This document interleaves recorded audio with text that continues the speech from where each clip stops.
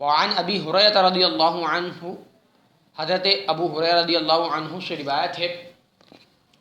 ان رسول اللہ صلی اللہ علیہ وسلم، بے شک رسول اللہ صلی اللہ علیہ وسلم، قال آپ نے فرمایا، اذا قام احدکم من مجلس، جب تم میں سے کوئی ایک مجلس سے کھڑا ہو،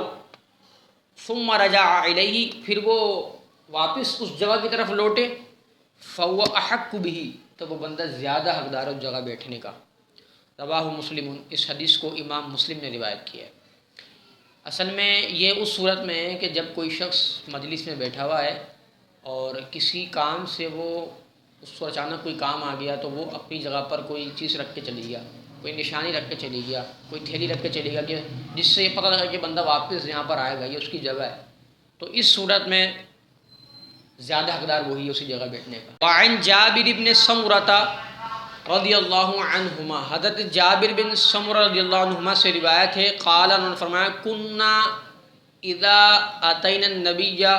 صلی اللہ علیہ وسلم، جب ہم نبی پاک صلی اللہ علیہ وسلم کی بارگاہ میں آتے، ہم صحابہ کرام نبی پاک صلی اللہ علیہ وسلم کی بارگاہ میں آتے، جلس احدنا حیث ینتہی، ہم میں سے ہر ایک بیٹھ جاتا جہاں اسے جگہ ملتی، ہم میں سے ہر ایک بیٹھ جاتا جہاں اسے جگہ ملتی۔ رواہ ابو داؤد، اسے امام ابو داؤد نے روایت کیا ہے، وہ ترمذی، اور امام ترمذی نے روایت کیا ہے، وقال، امام ترمذی نے فرمایا، حدیث حسن، یہ حدیث حسن ہے۔ اب اس روایت کے اندر دیکھیں گے صحابہ کرام کا عمل، کہ جس کو جہاں جگہ ملتی وہاں بیٹھ جاتا، کناروں پر، گردن نہیں پھیلانگتے تھے، لوگوں کو چیرتے ہوئے نہیں آتے تھے، یہ حضور نے صحابہ کرام کی جو ہے وہ تعلیم فرمائی تھی، ان کو آداب سکھائے تھے۔